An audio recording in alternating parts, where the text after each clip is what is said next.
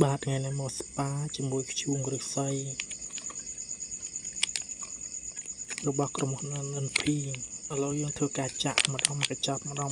សិនមកចាក់ដៃមួយវេទនាចាក់ខ្ចាយកំពប់ច្បូតកំពប់ខ្ចាយបញ្ញាបញ្ញាកម្មចាក់ដល់កញ្ចប់ទី3ហើយកញ្ចប់ទី4ផ្លេចថតយកបដ ឥឡូវយើងលាយច្បល់ចូលគ្នាបង្ហាញជាកញ្ចប់វាទាំងអស់វាមាន4កញ្ចប់ទី1ទី2ទី3